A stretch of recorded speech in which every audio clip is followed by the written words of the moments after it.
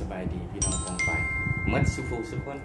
พบกันอีกแล้วในช่องฟูนี่สตูดิโอมื้อนี้เฮาสิพามากินซาซิมิปลาดิบปลานิ่มสดๆจากตลาดบ่แม่นจากหนองนี่ อันนี้ก็ผักสดๆเก็บอยู่นั่นแหละสวนข้างห้องกันมื้อนี้เฮาสิมากินกับวาซาบิมันสิเป็นอะไรรสชาติมาลองบ่เคยกินจักดอกปลาดิบนะนี่นะเบิ่งหยิบใส่เบิ่ง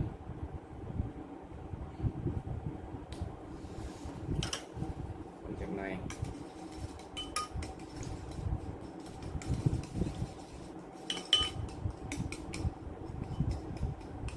ผู้ใดเบิ่งตอนกลางคืนก็ขอโทษขออภัยเด้อพี่น้องมันก็ใส่อีกมันออกดังด้วยใส่ออกดังด้วยพี่น้อง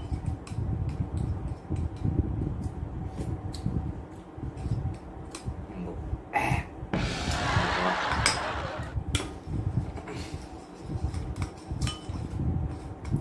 ปลาดิบ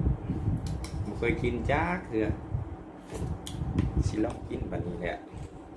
มันสิเป็นจังไดมากินน้ำกันเลยพี่น้อง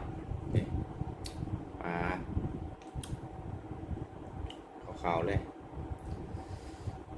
ลองทำหน่อยก่อน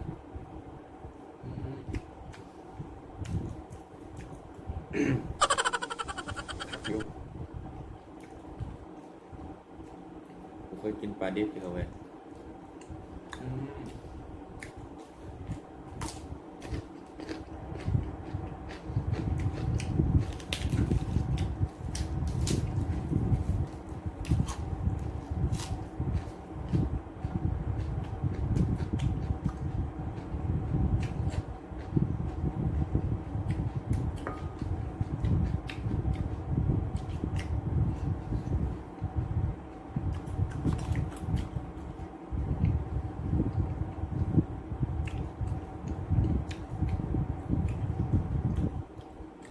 เคยกินจังก็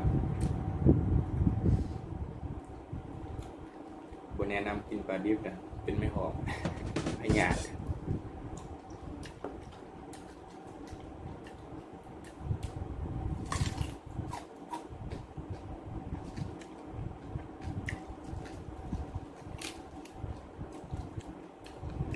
กะ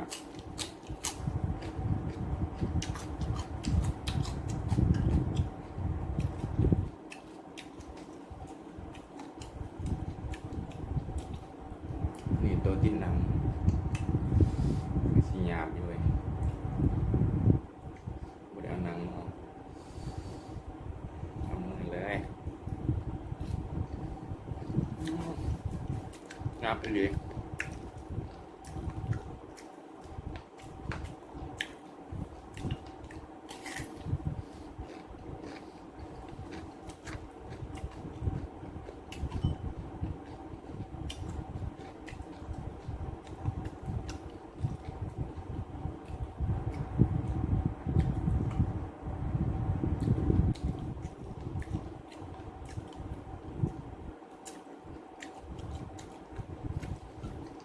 เน้นเนี่ย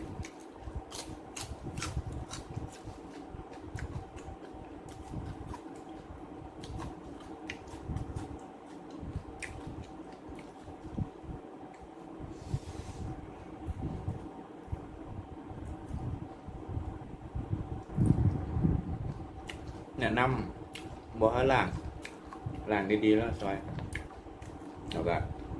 มากินเลยมันเพิ่งน้ำแล้วมันสีขาวมันยังบุเพชรชาจ่ายแล้วพี่น้องใส่เจ็บบาทเบิ่ง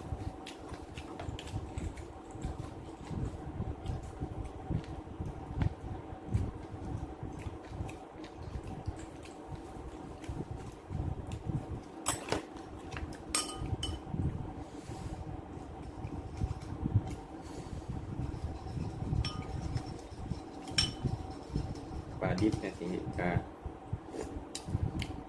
กินจักเลยมากินก็คักอยู่แต่ว่ากินดูๆกับโอ้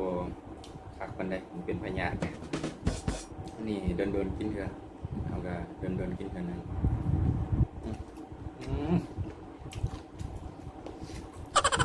ชาติออกดังเลย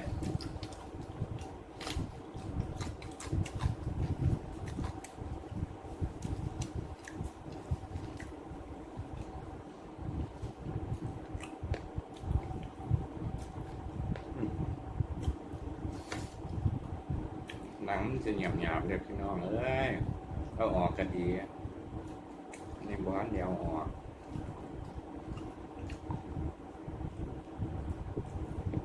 ใส่แมสมันอยู่เลย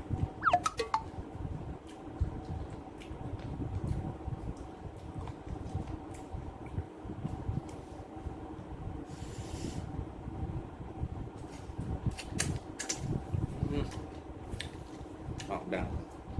ครับ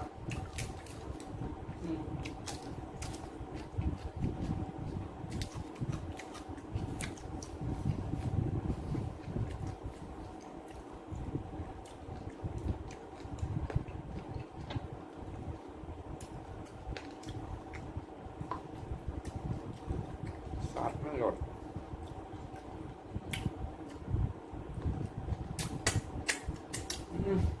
ดูดมือจดจวดขอโทษขออภัยด้วยพี่น้อง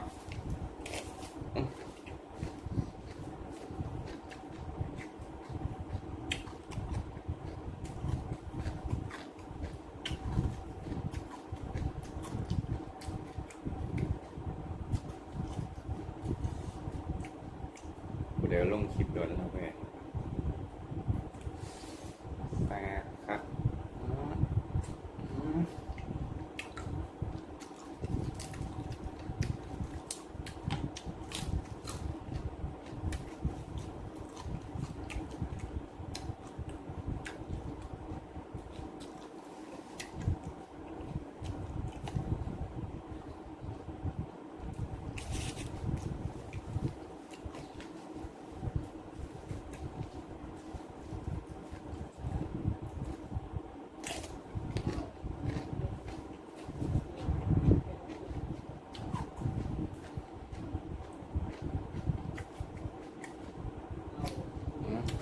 ตอนนี้เนี่ยตอนสุดท้าย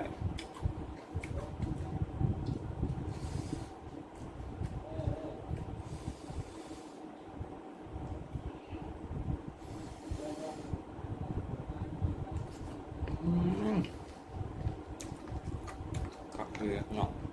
ออกดังเงียบมาก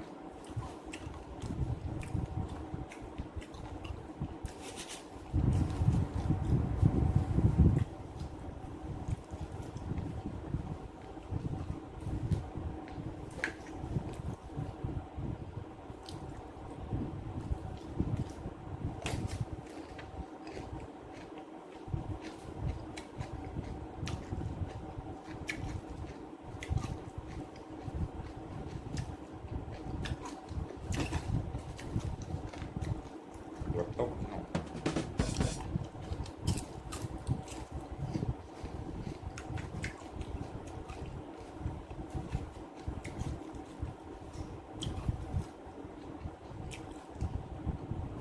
สำหรับคลิปนี้ก็ขอฝากไว้เพียงเท่านี้ก่อนสิไปจัดการมันเหมือนกันจากนั้นก็ขอขอบใจสำหรับการติดตามของช่องจากนั้นก็ฝากกดไลค์กดติดตามเพื่อเป็นกำลังใจให้สองคนนี้เฮ็ดคลิปต่อไปมื้อนี้เฮาขอฝากเพียงเท่านี้ก่อน